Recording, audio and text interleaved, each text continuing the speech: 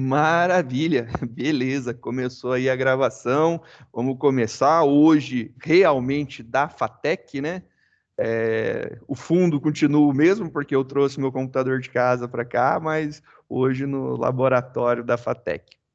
A gente estava conversando na última aula sobre a classe pessoa, a gente montou, a gente viu um monte de coisa legal, e a gente estava discutindo sobre o funcionamento de sobrecarga de método construtor e os métodos especiais, que é o toString, é o método especial. E aí a gente estava naquela explicação, por que usar o toString, né? E aí a gente, só lembrando, ele tem aquela característica especial que ele converte o objeto para string de forma implícita. Você cria o método e você não precisa chamar ele explicitamente, né? Então eu posso criar uma pessoa João, e aí eu vou lá e pego, só em homenagem ao João, João.toString. E aí, quando eu pego um João.toString, você consegue realmente ver o funcionamento bonitinho. Professora Fúvia! Estou gravando e dando aula. Olha aqui a professora Fúvia. Entra aí, Fu.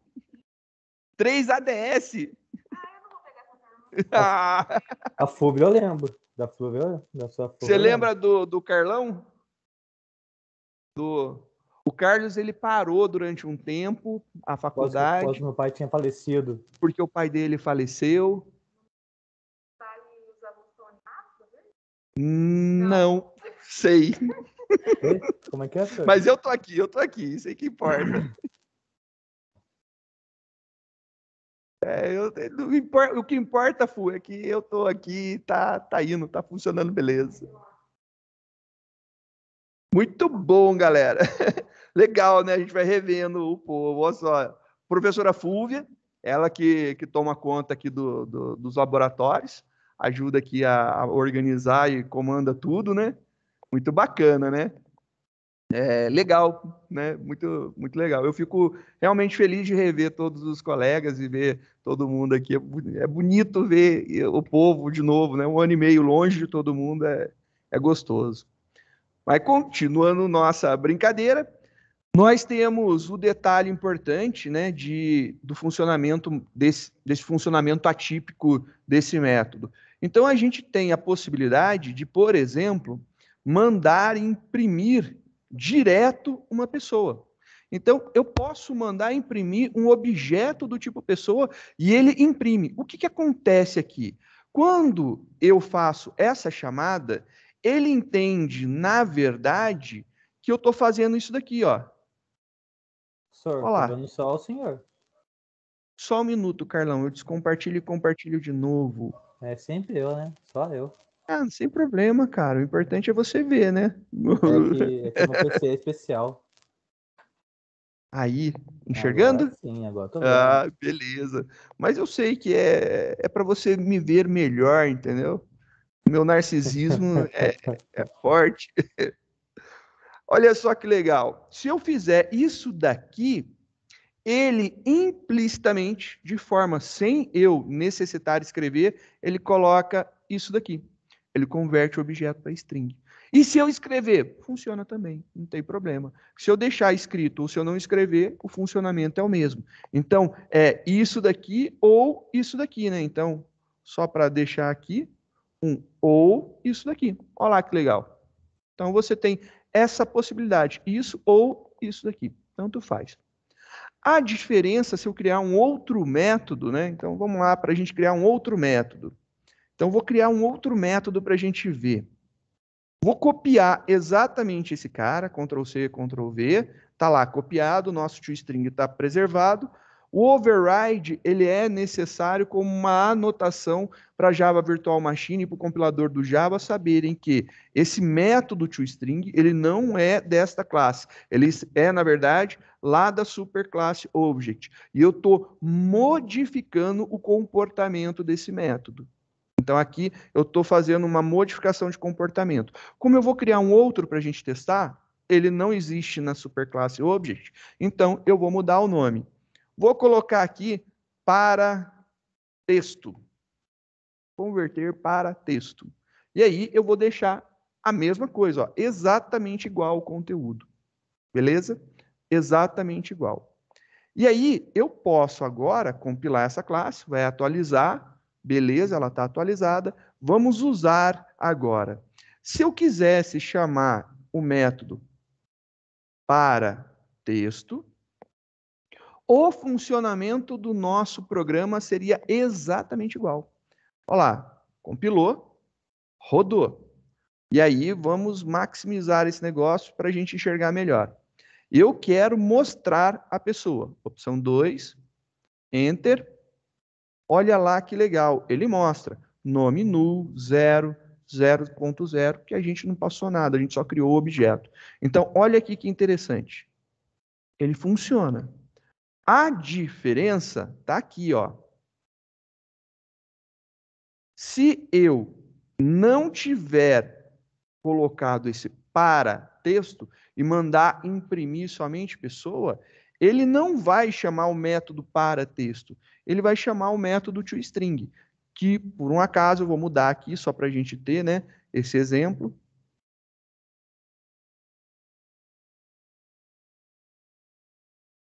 Só para a gente ver que apareceu um monte de xizinho lá na tela. Compilei esse cara, compilei o outro. Isso daqui, se não for colocado, ele chama o toString. Então, compilou, executou, e olha lá, agora, como não tem nada, opção 2, ele mostra um monte de xizinho. E aí, vamos lá. E se eu não tivesse escrito o método toString? Se ele não estivesse aqui existindo? Então, eu estou colocando aqui em forma de comentário. Coloquei em forma de comentário. Não existe mais um toString. Compilei aqui, atualizou. Rodei isso aqui. Pergunta, vou compilar. Vai dar pau? Vai dar erro? Resposta, não, não dá erro. Compilado com sucesso. Rodando. Vou lá maximizar para ver a saída que vai acontecer. Então, a gente vai ver lá o 2, mostrar, e ele mostra exatamente como no método, como na classe Object, né? A classe Object mostra o nome da classe, a gente tem uma classe chamada pessoa, arroba, aí vem lá um número hexadecimal, que é o hashcode convertido para hexadecimal. O hashcode é um número mesmo, inteiro, e ele é convertido aqui para hexadecimal para ficar menorzinho. Ele mostra. Ele vai chamar, então, alguém que existe em algum lugar do espaço-tempo, que aí mais para frente a gente vai conversar e explicar melhor isso daí. Mas é para você entender. Eu posso mandar imprimir um objeto, só que ele vai executar da forma com que veio padrãozona. Então, o padrão dele é nome da classe, arroba, hashcode convertido em hexadecimal. Né? Então, fica estranho, né? Eu acho. Professor, é por isso que a gente usa o toString para a saída ficar bonita. Exato, para a gente, na verdade, para a gente, a palavra, deixa eu achar uma palavra que não confunda, né? Organizar a saída, vamos dizer assim. Personalizar. Ok. Eu acho que personalizar é legal, porque esse daqui é o funcionamento padrão para todo mundo que quiser converter qualquer objeto. Então, é qualquer objeto em string, com exceção, claro, da classe toString. Da classe toString, da classe string. Ela tem um funcionamento atípico, né? Mas se você, por exemplo, imprimir a classe scanner aqui, eu vou mostrar aqui, ó, vamos imprimir a classe scanner. Aqui eu estou imprimindo pessoa, a gente tem lá o nosso Leia. Alguém já pensou em imprimir o Leia? Porque a gente usa leia.nextInt, leia.nextDouble, que é exatamente o que a gente tem aqui, ó. Leia str, leia nextInt, leia nextDouble, leia str nextLine. Eu estou imprimindo o leia, poderia ser o leia str, que só para mostrar, né, lá em cima, ó, é um scanner, tá vendo? Um scanner aqui bonitinho. Então, compilando esse cara, só para deixar aqui para ver, né? A gente está de olho para ver o que vai acontecer aqui. Rodando. Olha lá, 2. Saiu um monte de coisa. Só que olha que legal. O scanner nosso, ele não está dentro do pacote Java útil. Então, ó, Java útil, scanner. E aí, eles colocam todas as características do scanner, que tem os delimitadores dele, depois tem a posição, depois tem o match valid, o need input, o source closed, o skipped, o group separator, o decimal separator, o positive prefix, o positive suffix, o negativo sufixo, a representação de NaN, que é o not a number, né? A representação de uma string infinita, e ele tem todas essas características aqui. Ele tem tudo isso. Isso daqui não é aquele nome da classe arroba o hashcode. Por quê? Porque dentro da classe scanner tem a modificação do método toString. Tem um arroba override, public, string toString, abre e fecha parênteses, e o return ele escreve tudo isso daí. Manjou? Legal, né? Eu gosto de imprimir o scanner para a gente ver como que é. Diferentão, né? Eu pessoalmente acho muito bonito você conseguir ver que você converteu um objeto para texto. E você pode manipular isso daí de N formas possíveis, né? Na verdade, então, professor, quando a gente vai digitar um nome em algum lugar, por exemplo, o sobrenome da minha mãe é D'Alessandro, D' Alessandro. É muito comum ela, nos sistemas, por exemplo, de banco, de qualquer, nossa, 1 milhão de coisas, ela tem que tirar o apóstrofo do nome. É esse tipo de configuração, não é?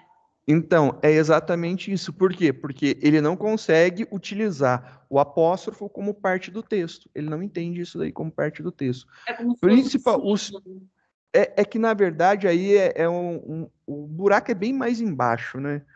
Antigamente, era muito legal quando você começava a desenvolver programação web, e aí, quando você estava lá fazendo programação web, você queria testar vulnerabilidades do teu sistema. Aí você tem lá um campo, né, por exemplo, nome de usuário, outro campo, senha, e aí, ok para entrar, né? Para ele testar isso daí. O que as pessoas faziam? Aquele valor que estava dentro do campo, ele pegava aquele texto e ele montava um código SQL para fazer a pesquisa para verificar se aquele usuário com aquela senha, se eles existem no banco, né? Se a combinação existia. E aí, na linguagem SQL, você pode colocar os delimitadores, assim como na linguagem Python, por exemplo, pode colocar o apóstrofo, ou se não, a aspas, delimitador. E você pode mesclar os dois. E aí usavam apóstrofos para você inserir comandos dentro do banco. Então, você mandava executar uma consulta, e aí você finalizava ela e mandava, por exemplo, fazer um drop table e o nome da tabela, ponto e vírgula. Ele dropava a tabela do banco. Dropar é apagar. Ele apagava a tabela do banco. Ou ele dava um delete, nome da tabela, e aí sem nenhuma condição. É o famoso update sem where, delete sem where, né? Onde você não estabelece o onde ele vai fazer a modificação. Ele apagava tudo ou modificava tudo. E aí tinha essas alterações. Então, normalmente, nesse caso do apóstrofo, ocorreu aí vários esquemas de limpeza. E aí retira-se esses caracteres que podem fazer isso daí. Então, tem muito esquema de antigo, principalmente esquema antigo, né? Que fazia a limpeza da string, arrancando esse tipo de caractere para não dar problema. Justamente por questão de inserção de comandos maliciosos na entrada do Mais input. relacionado à segurança do que ao caractere em si. Muito provavelmente, porque armazenar isso daí pode ser na hora que você carrega o valor, né, for imprimir o valor, ele quebra todo o texto, se for HTML, porque aí, se o cara também estiver utilizando apóstrofo, na hora que ele vai imprimir o texto, ele começou um apóstrofo, achou um outro apóstrofo, o que acontece? Acabou. Interessante. Então tem isso daí, é problema de delimitador mesmo. Então tem que tomar cuidado com essas coisas. Hoje em dia, a gente tem alguns esquemas de validação mais interessantes. O PHP ele tem um negócio chamado PDO, se eu não estou enganado, que ele faz isso daí. O Java tem uns esquemas também de validação, porque você nunca joga para direto o valor, né? Você trata isso daí através de uma leitura específica e ele já interpreta isso daí como um valor, colocando dentro da string para que não finalize. Então, tem muitas linguagens que empacotam essa solução.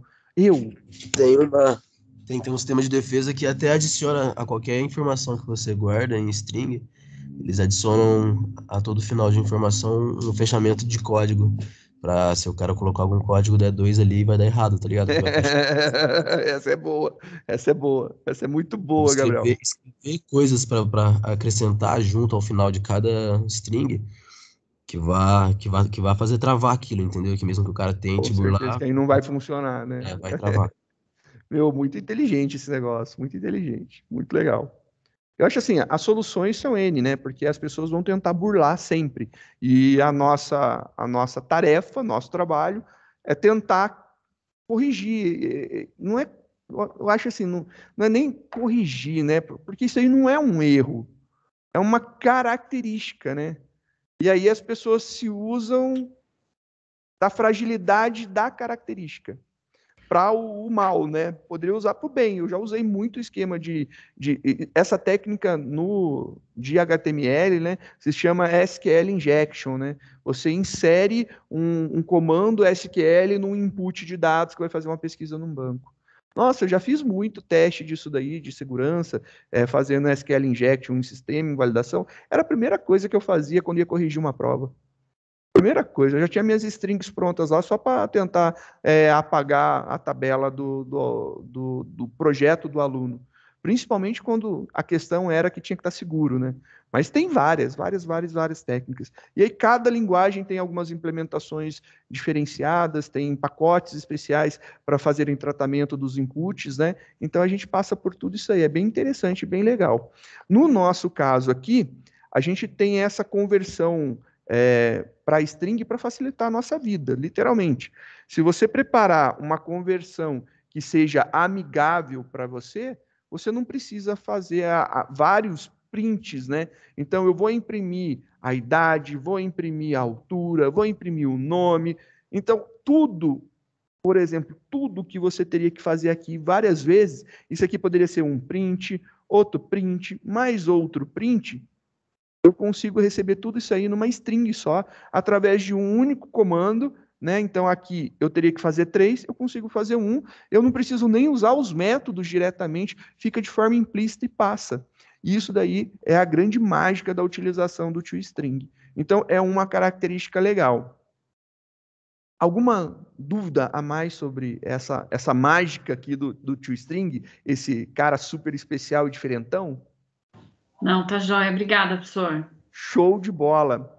Gostaria de resolver um exercício que ficou para trás, eu acho bem bacaninha ele. Eu peço desculpa, eu acho que eu passei batido, eu não percebi.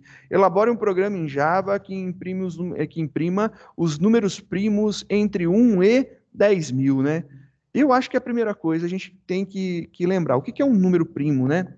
O número primo é aquele um que só é divisível por ele pela unidade. Então, se você testar todos os divisores de um número até 1, só pode ter 2. Tem que ter 2. Não pode ser menos de 2, não pode ser mais de 2. Tem que ser igual a 2. Se você for de 1 até o próprio número, o 1 e o próprio número contam, né?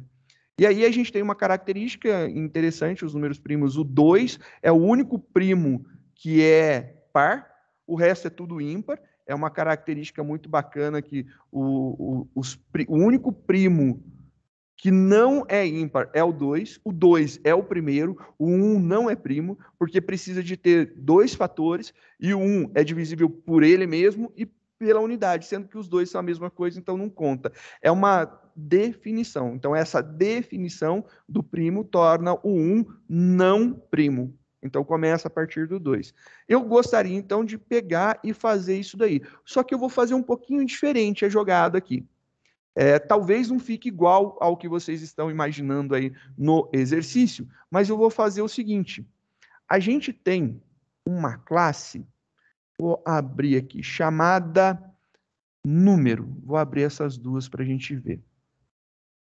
Olha lá, uma classe chamada número, E ela tem um valor inteiro chamado número dentro dela, como atributo. A gente diz que o padrão dela é 12.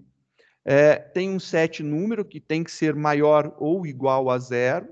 A gente tem um get número, e ela era aquela classe que invertia o número. Se eu entrasse lá com 1, 2, 3, executando o método inverter, ele devolve 3, 2, 1. É isso daí, em formato numérico, né? Era isso daí que ele fazia. Eu quero usar a mesma classe e implementar um método a mais para testar se é primo. Então, aqui eu vou fazer uso da mesma classe número, só que agora eu quero um método que vai verificar se o número é primo. Eu poderia criar uma classe nova? Poderia, sem problema nenhum. Mas eu quero mostrar para vocês que eu posso acrescentar funcionalidades. Então, vou acrescentar uma funcionalidade aqui. Então, vou aqui adicionar mais um método. Vamos ver aí como que eu poderia testar.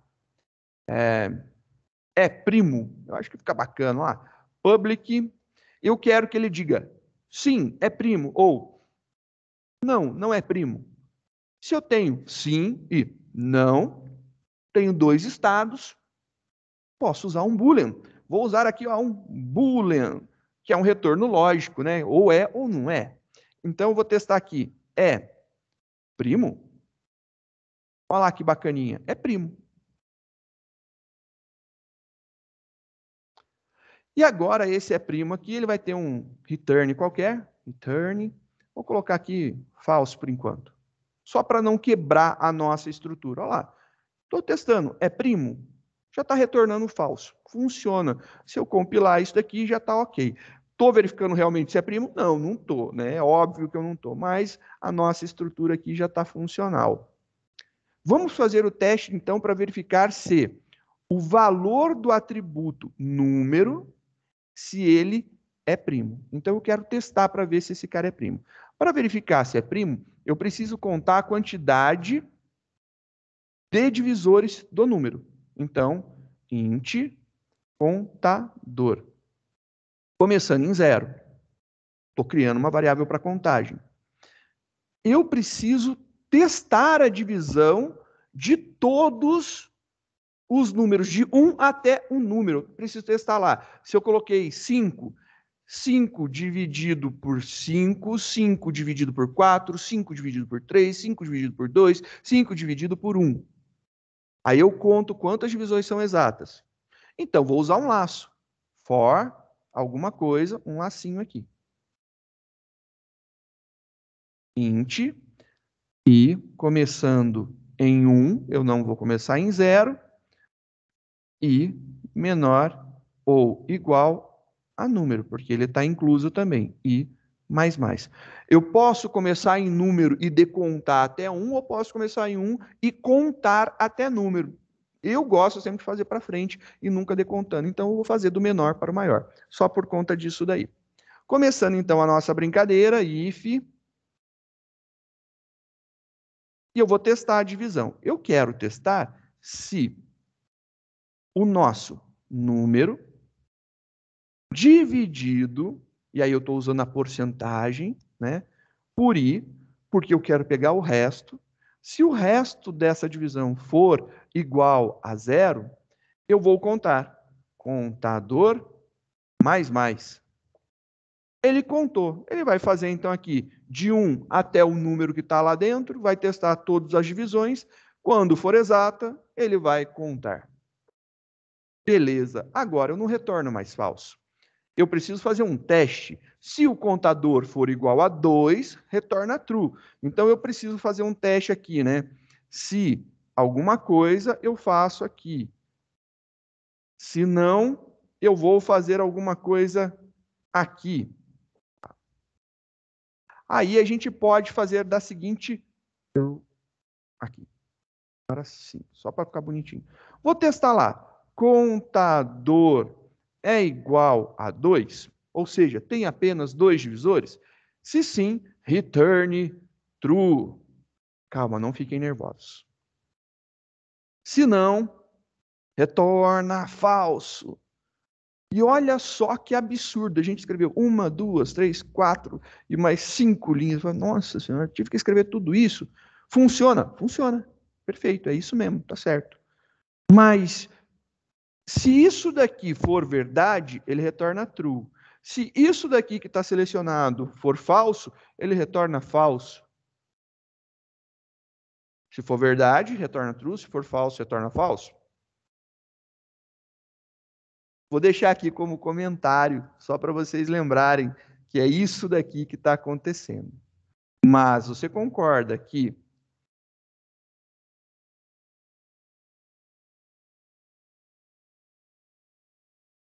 se isso daqui for true, ele vai retornar true. Ele vai retornar exatamente o resultado desse teste. Então, retorna true ou retorna falso. Retorna o resultado do teste. Exatamente a mesma coisa que montar esse if daqui. Ficou claro isso daqui? Olha lá, esse cara aqui, se ele resultar em true, eu estou retornando true. Por que eu não retorno ele direto? Porque se ele resultar em falso, eu vou retornar falso. Eu estou retornando exatamente ele, da mesma forma. Então, No caso do return. contador é booleano, né, senhor? O contador é inteiro. Olha lá. O contador é int. E aí eu estou testando se aqui dentro tem 2, né? Foi colocado lá 1, 2, né? Na contagem chegou a 2. 2 é igual a 2? Aí é o teste lógico. Aí ele retorna um booleano. Eu estou verificando. 2 é igual a 2? Aí, se for igual a 2, Então ele retorna o ele vai booleano. retornar o que tiver aí dentro. Se você colocar um cálculo aí dentro, ele vai retornar tipo, a 2 Exatamente. mais 2 ali, ele vai retornar Ele 4. não, ele vai retornar verdadeiro ou falso. Ah, True ou só verdadeiro falso. ou falso? True ou falso. Exatamente. Porque isso aqui é uma comparação. Comparação retorna sempre verdadeiro ou falso. Não, sim, tudo bem. Se eu Aí colocasse é ali 2 isso que mais ele vai 2, ele ia retornar. retornar 4, então. Não. Se eu colocasse ali 2 mais 2, ele ia retornar 4. Assim, se eu colocasse 2 mais 2, ele retornaria 4. Ah, então tudo bem. Então ele vai retornar tudo que tiver entre os parênteses ali. Exato. O problema é que o retorno precisa ser booleano. É só isso aí que é o problema nosso. Ô, Então eu professor, eu acho coloquei que eu um teste entendi a lógico. pergunta do colega. Ele está perguntando se vai retornar o valor. Não retorna o valor. Isso funciona como um teste lógico. Se o que Isso tiver é um dentro da teste chave for verdade, ele retorna true. Se o que tiver dentro da chave for falso, ele retorna falso. Isso? É isso. É isso mesmo. É isso, Gabriel. É isso aí. Eu vou falar para você. O próximo professor da FATEC aí surgindo, ó. Luizão, Não. hein? Já vamos pensando vou aí no ser caminho, hein? monitor, no máximo, hein, professor?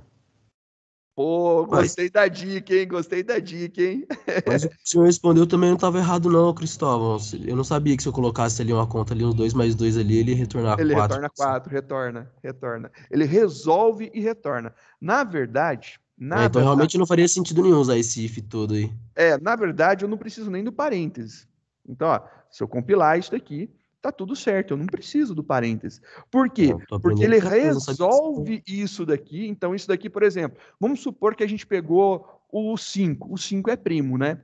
Então, o 5 é primo, ele contou 2 vezes a divisão, então o contador dentro dele vai ter 2. Ele vai estar fazendo isso aqui. Aí ele vai ter lá, 2 é igual a 2, isso daqui retorna como true. Ele retornou true para você. Ele vai fazer exatamente cada passo da resolução. É isso daí que ele vai fazer. Eu gosto de colocar parênteses para você ver que ele vai resolver isso primeiro. Mas não há necessidade de parênteses, só para deixar bem claro, viu? Não tem a necessidade de colocar isso aqui. Se você quisesse, se isso aqui fosse um retorno, sei lá, fosse um retorno int, e você quisesse colocar, por exemplo, 4 mais 2, como você tinha citado, ele vai pegar, vai ver aqui, 4 mais 2, beleza? Quanto que é 4 mais 2? 6. Ele retorna 6. Ele retorna o resultado daquilo dali. Literalmente, ele vai retornar o resultado. Obviamente, a gente está fazendo como boolean. Como é como boolean, não tem como retornar. Ó, pessoal, professor Chaí, vem cá, Xaxá. Olha só, vem cá. Ô, Xaxá, olha aí, professor Chaí, nosso coordenador pedagógico. Ficou legal. Esse é o terceiro ADS, eles ainda não tinham vindo aqui. Não, aí eu dei um tour hoje para mostrar a FATEC aqui para eles, legal. Ah, Chain. É muito próximo. E humilde. Perfeito. Valeu, obrigado, Chain. Mais um querido professor amigo aí aparecendo. Olha que legal, né? Professor Chain. Aí, Chain, já conseguiu um primo, viu? Aí, ó. O Shen, eu já arranjei como é o cara lá do livro, o Daniel Shen, esse é o Daniel Chain, deve ser totalmente parente. Eu acho que ele que escreveu aquele livro lá que eu mostrei na última aula, numa das últimas aulas, né? Legal, legal, legal. Continuando, é essa nossa brincadeira aqui, né? Brincadeira, Shen, brincadeira, brincadeira. A gente tem essa possibilidade. Então, eu acho que você pode fazer dessa forma. Não é errado fazer dessa forma, mas você consegue reduzir toda essa escrita para isso daqui. Por quê? Porque a gente está lidando com métodos. Então, essa ideia de trabalhar com métodos facilita muito a jogada nossa. Teria que fazer um if para testar esse negócio se é ou se não é primo, né? Aqui eu não preciso mais. Agora eu tenho um resultado lógico. Vamos usar isso daqui, né? A gente criou já o nosso método para testar se o número inserido dentro lá, se ele é primo, né? Para inserir o número, e o método para testar se ele é primo. Então vamos testar. A gente tem a nossa classe ela mostra aqui, né? Só dando um zoom. Bom, o tamanho ficou. Olha lá, a nossa classe usa número, né? A classe usa número, olha só que bacaninha. Ela mostra para a gente um esquema de entrar com valor, ele pede para validar e ele mostra o inverso direto, né? Ele faz esse teste direto. Eu vou colocar aqui para ele mostrar também se o número é ou se não é primo. Então, vou fazer essa implementação aqui. A gente vai colocar aqui uma brincadeirinha para... Volta aí. System.out. Aparecer tudo. Out.println. E aí, vamos começar. Só para não ficar colado, um /n para pular de linha. E aí, eu quero mostrar o número, se ele é ou se ele não é primo. Eu poderia falar assim, o número, e aí dizer se ele é ou não primo, né? Tananã, né? Aí vai ter aqui um tananã alguma coisa, e eu vou escrever aqui, primo. Ele é ou não é primo, né? E aí agora o que eu vou colocar aqui nesse imbróglio, nesse meio? Bom, eu posso fazer um if, ou eu posso fazer o uso do operador ternário também. Por quê? Porque o método retorna booleano. O booleano é ótimo para ser utilizado com ternário. Olha só, vou jogar aqui, só para ficar aqui um pouco mais fácil, né, para a gente visualizar. Eu criei aqui num é primo. Olha lá, num é primo. E se num é primo, eu quero colocar aqui é. Se não, eu vou colocar aqui, ó, não é. Então eu posso fazer essa montagem aqui, né? Ó, fica bacana fazer essa montagem. Vou fazer a montagem aqui. Número. Se ele é primo, é. Se não, ele não é primo. Bem lógico, né? Eu posso fazer a chamada. Só que isso, dessa forma, se eu compilar, ele vai dar um pau, porque ele não entende. Eu preciso colocar esse cara entre parênteses.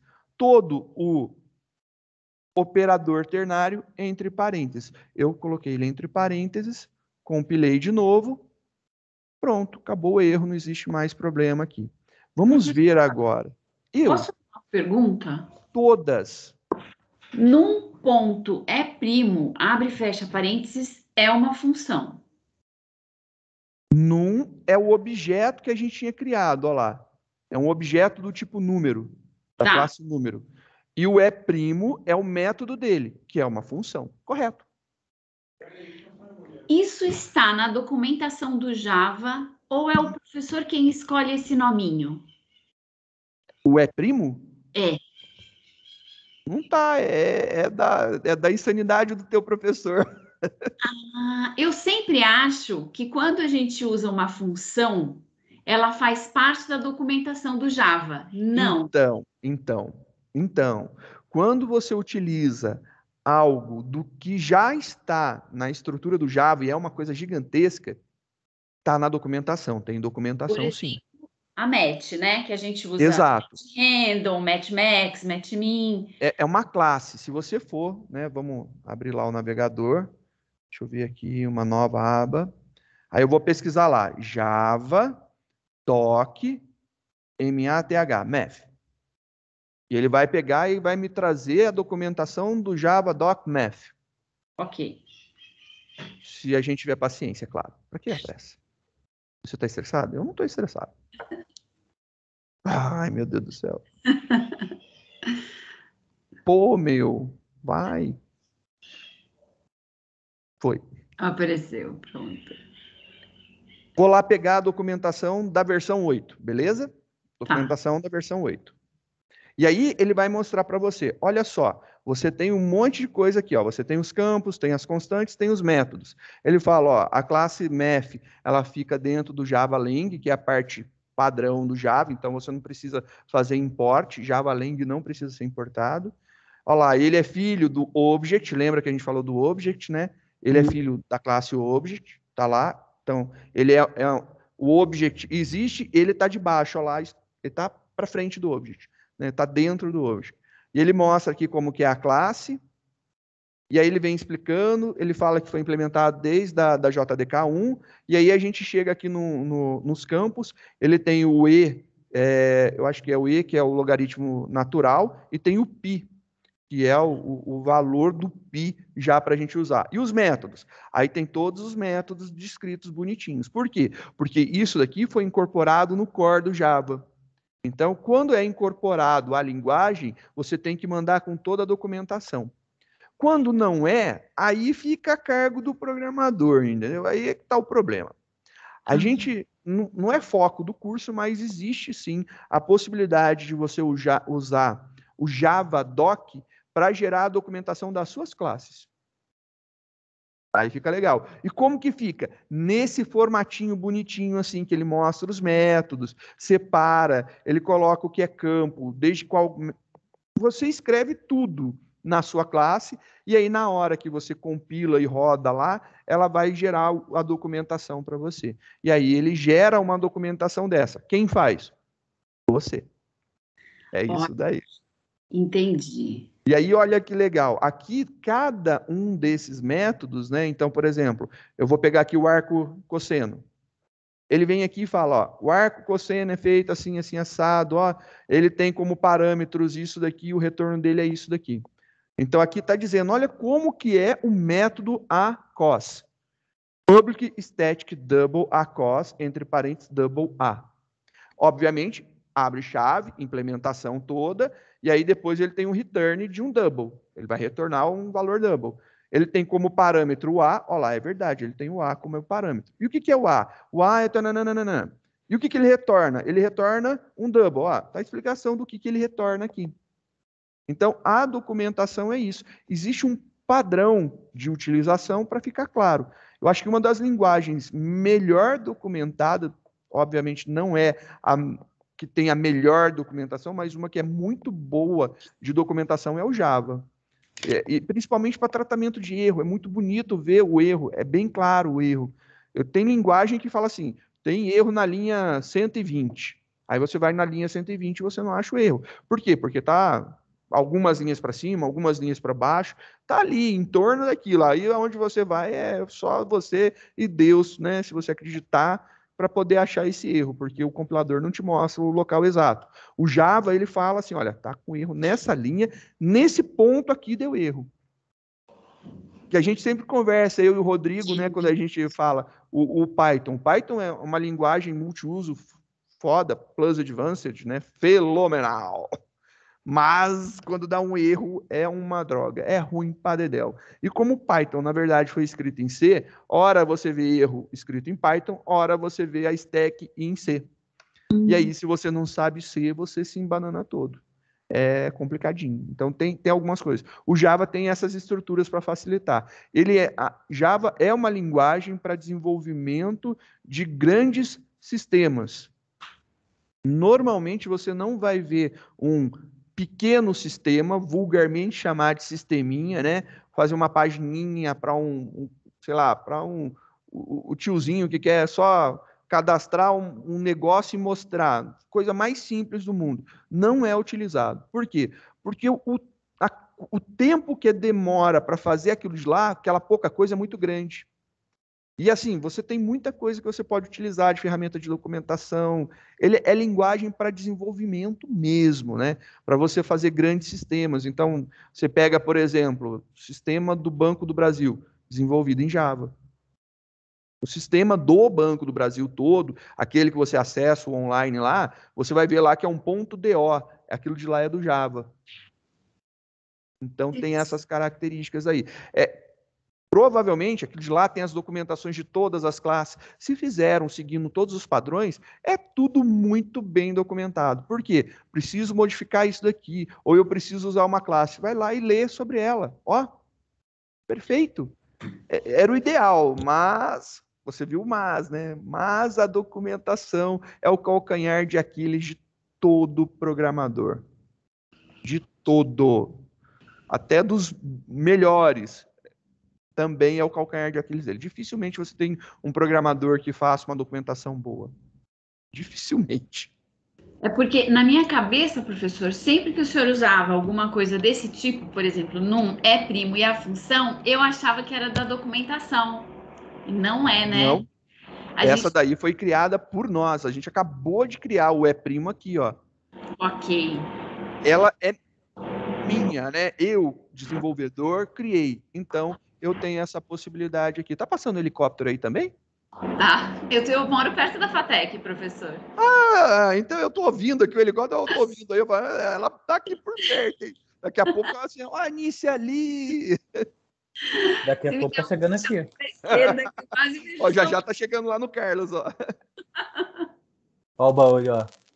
Tô escutando agora. Pra mim, agora já tá parecendo um barulho de ar-condicionado, né? Motor de... Agora tá chegando aqui. O problema é que aqui é pior, porque a pista aqui é atrás, então tá ali pousando. Vai ser barulhento. Tá muito bom, muito bom. Legal. Tá joia, obrigada, viu? Joia. Muito bom. Vamos testar, né? Vamos testar. Diga, Vini. Professor, eu fiquei só numa dúvida. Como que funciona aquele interrogação e os 2 pontos que o senhor usou?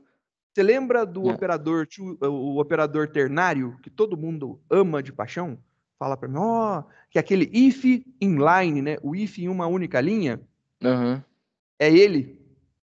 É E literalmente como o é que operador funciona? ternário. É um if. Isso daqui vai retornar verdadeiro ou falso. Se verdadeiro, ele faz isso. Se não, ele faz isso. É um if em uma linha. Ah, entendi. Então aqui é um teste. O número é primo? Ele está perguntando, o número é primo? Se é. Se não é, não é. Ficou até legal, né? Se é, se não é, não é. E ele vai fazer essa impressão. Vamos ver rodando aqui, ó. Vou rodar para você ver, que eu acho que vai ficar mais fácil de entender quando chega aqui, né? Rodando, então, vou aumentar aqui. Ele vai pedir para entrar com um número. Eu vou colocar aqui 4. 4 é um número que não é primo, porque o único par que é primo é o 2. 4, dou Enter.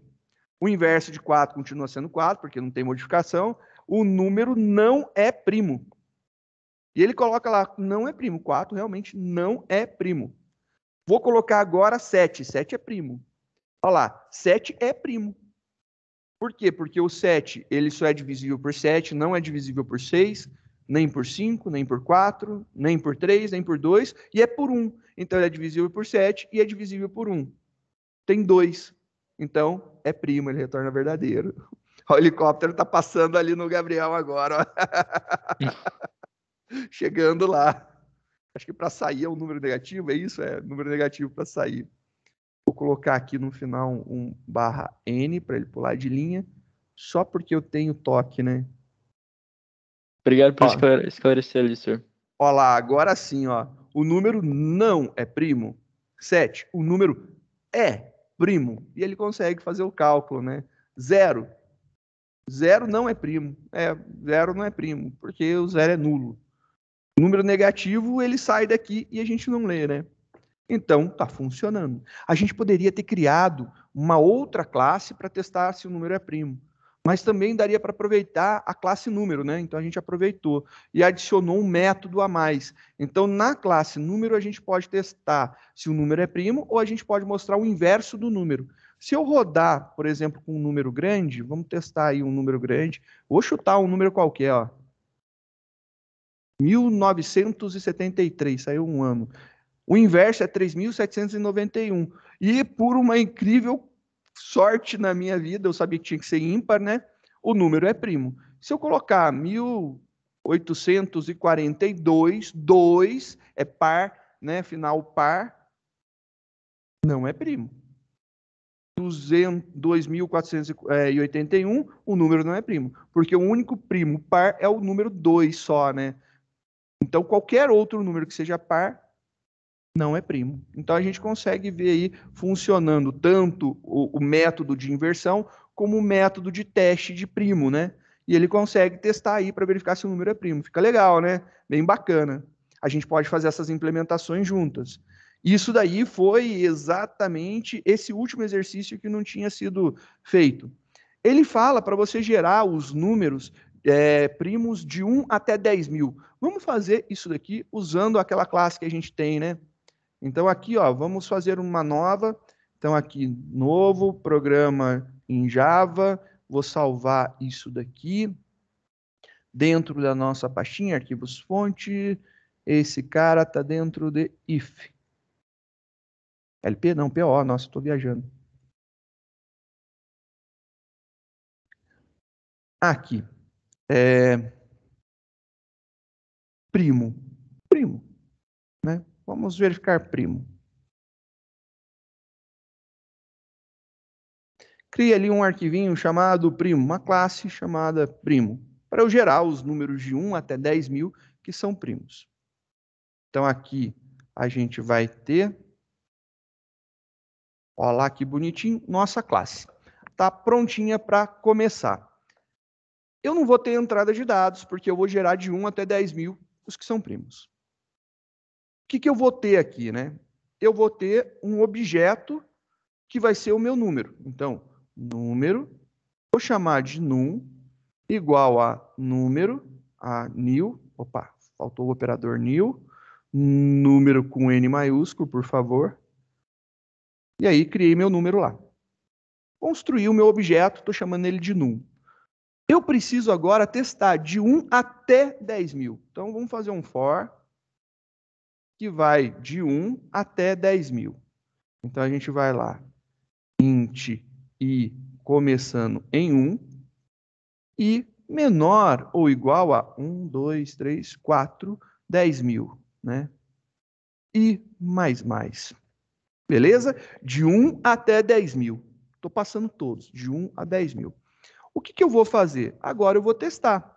É para imprimir somente aqueles que são primos. Vou usar um if aqui para a gente fazer esse teste. E aí eu vou falar o quê? Eu tenho que primeiro passar, porque dentro de número, se eu testar direito é primo, qual que é o valor que ele está verificando se é primo? 0. Porque quando eu crio o meu... 0 não, né? Aqui, quando eu crio um número, é 12. A gente colocou 12 como valor padrão. 12 não é primo, então ele vai sempre achar que não é primo. Então, a primeira coisa que eu preciso fazer é, num ponto, set número. Eu preciso passar o número para... Eu preciso passar o meu valor para dentro do número que eu quero testar, né? Olha lá, estou passando aqui, estou alimentando ele. Joguei para dentro lá do número, com o 7. Agora eu consigo testar se o número, se ele é primo. Se for primo, eu vou fazer o system.out.print. Vamos imprimir, eu acho que tem bastante, eu vou imprimir um do lado do outro, só para não ficar rodando, né, para cima, para ele imprimir aqui um do lado do outro. Ele vai imprimir o I e eu vou colocar um espaço. Adicionei um espacinho. Olha lá que belezinha. Então, olha que bonitinho. A gente fez lá um laço de 1 até 10.000. Eu jogo para dentro do meu objeto do tipo número e eu testo se é primo. Eu preciso colocar aqui aquele teste para verificar se é igual a true ou igual a falso? Não preciso, por quê? O resultado disso aqui já é true ou já é falso. Se for true, ele imprime. Se for falso, ele só vai pular. Então, se eu compilar esse cara, rodar, olha só que legal. Olha lá, todos os números de 1 até 10.000, então ele começa no 2. O 2, como eu falo, único par. Aí ele começa gerando todos os números. Olha ali que bonitinho. Gerou todos os números primos até 10.000. Antes de 10.000, o número mais próximo que é primo é o 9.973. Olha lá que legal. Pode testar que o 9.974 não é o 9.975, 76, até o 9.999 não são primos. Testa aí que você vai chegar nessa conclusão. Muito bacana a gente testar desse jeito, ó. Bonitinho, né? Funciona muito bem esse esquema de você utilizar uma classe. Então, a gente criou ela e usou em um arquivo e a gente agora está usando em outro. Podemos usar e criar quantos objetos a gente quiser. Essa é a ideia, né? Agora, como que se calcula primo? Eu não sei.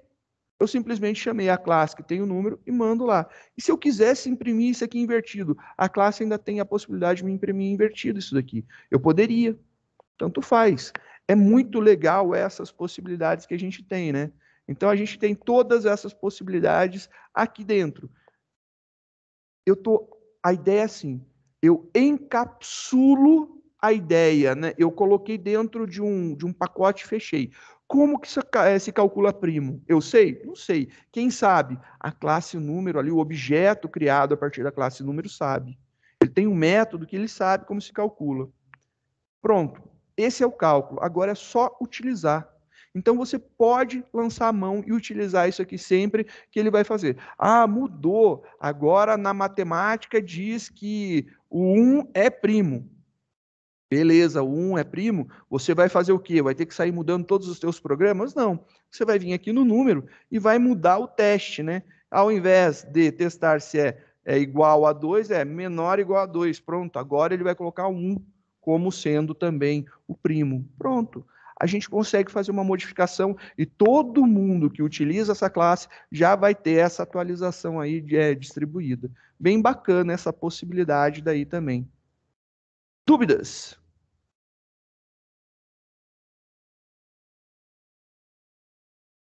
Não, tudo certo, professor. Se está tudo certo, eu Então, vou... eu diria que elas vão surgir, fica tranquilo. Vão surgir, eu tenho certeza, eu tenho certeza. Eu vou começar com uma brincadeira com vocês. Eu vou propor um exercício. E aí, esse exercício, eu pediria que vocês tentassem realmente fazer para justamente criar as dúvidas, né? E ele é um exercício grande, ele é trabalhoso, e eu quero resolver ele depois com vocês. Vamos imaginar agora que eu queira modelar uma casa. Eu quero criar agora uma classe que consiga representar uma casa. Então, vou criar uma classe para fazer a representação de uma casa. Eu tenho na minha casa 3 portas. Porta 1, porta 2, porta 3. E eu tenho uma cor que eu tenho na minha casa. E eu gostaria de fazer o seguinte, eu gostaria que vocês criassem uma classe que conseguisse implementar casas de 3 portas que têm uma cor. E essas portas, a gente vai trabalhar elas com um tipo boolean. Por quê? Porque a porta ela pode estar fechada ou ela pode estar aberta. Ela tem 2 estados possíveis, ou fechada ou aberta. A variável que tem essa possibilidade é o boolean, então vou lançar a mão dela. E a gente tem ali uma cor da casa. Pode ser cor somente, não precisa colocar exatamente igual. Aqui é para a gente ter uma ideia do que a gente vai fazer. E aqui eu tenho um método abrir porta, tenho um método fechar porta, eu tenho um método pintar casa, e eu tenho um outro método chamado quantas portas estão abertas. O que eu quero? Eu quero que quando você chame o abrir porta, ele pergunte, ou você passe como parâmetro, você pode passar como parâmetro, o número da porta que você deseja abrir. Então, vamos supor que aberto é true e fechado é false, beleza? Aberto, true, fechado, falso. Se eu tentar abrir, vamos começar, uma casa, quando eu construo ela e eu entrego ela pronta, fala uma cor para mim, por gentileza. Qualquer cor que exista, sem muita coisa maluca. Azul. Desculpa, qual foi? Azul. Preto. Beleza, vou guardar uma. Vou pegar lá, azul. Azul. A nossa casa, ela vai começar com a porta fechada. Todas as portas têm que começar fechadas. E a cor da casa é azul. Então, toda casa que a gente construir, ela vai estar com as portas fechadas e a cor dela é azul. Beleza? Então, toda casa que a gente constrói começa com todas as portas fechadas e a cor é azul. Eu tenho preta, mais uma cor, por gentileza.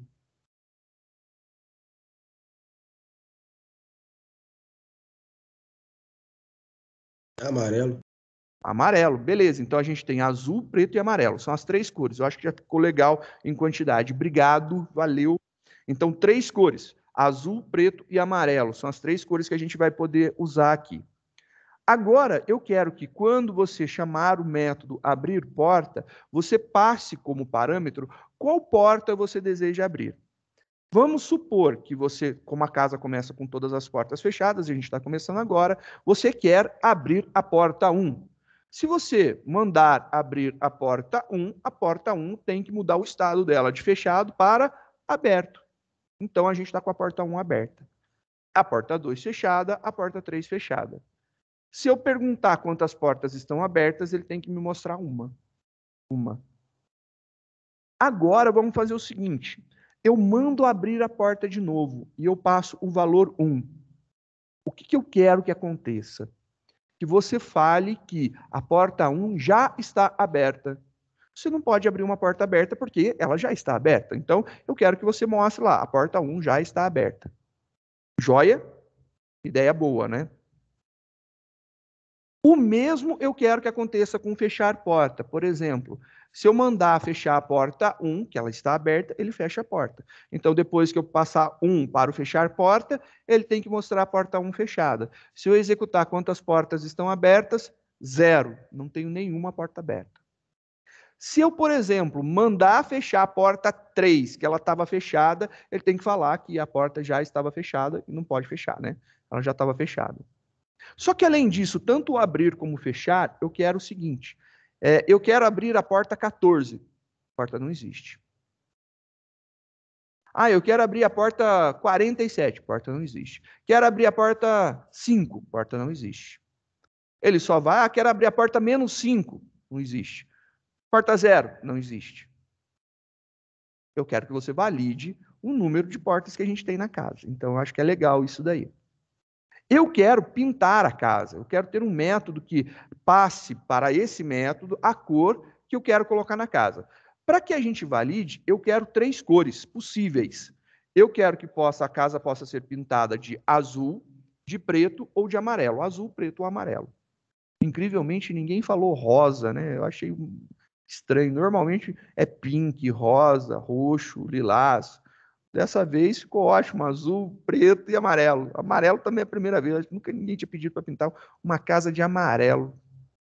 Show, beleza, vamos lá então, vamos pintar a nossa casa de ou azul, ou preto, ou amarelo. Se eu tentar entrar com uma cor que não seja nenhuma dessas, cor inválida. Se eu tentar, por exemplo, pintar minha casa de amarelo, ela tem que ser pintada de amarelo. Por quê? Porque ela inicia como azul, consigo pintar de amarelo. Se eu tentar pintar ela novamente de amarelo, você tem que falar, opa, a casa já está em amarelo. E nem vem com a ideia de ter que pintar, renovar a cor, porque queimou pelo sol. Não, a gente não tem esse esquema. A nossa casa é com tinta de qualidade, não tem desbotamento por causa do sol. Então, não vai desbotar. Então, assim, se tentar pintar a casa que está amarelo, de amarelo, tem que reclamar. Alguma dúvida sobre o processo todo que eu sugeri para a gente montar? É um exercício muito atípico do que a gente já fez, né? A gente vai criar, então, um modelo, desenhar, projetar, codificar, um modelo que represente uma casa, que tem 3 portas e que tem uma cor. A gente vai ter aí os métodos que vão fazer as ações. Tem o método abrir porta, fechar porta, pintar casa e quantas portas estão abertas. Não se restringe a esses métodos. Obviamente, a gente pode encapsular, então eu posso encapsular as portas e a cor da casa, fazer os métodos set, fazer os métodos get, sem problema nenhum. Então, a gente tem essa característica daí.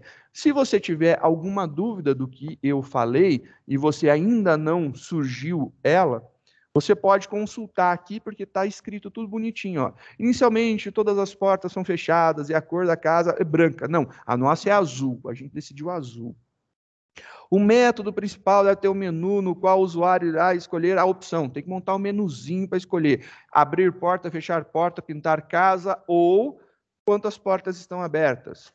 Quando o usuário abrir a porta, o programa deverá perguntar qual é a porta que ele quer abrir.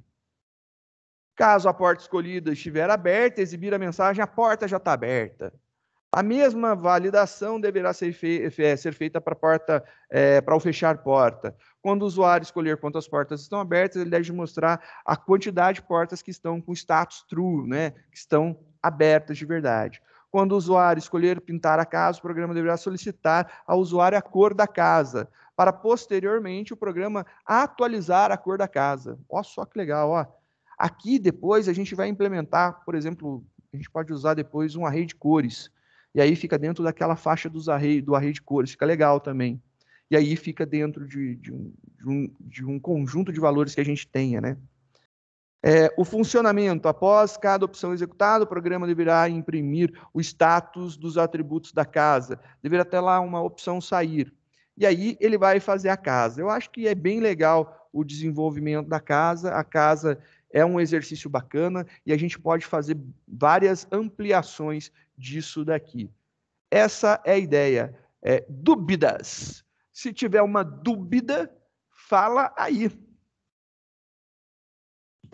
Para semana que vem, professor?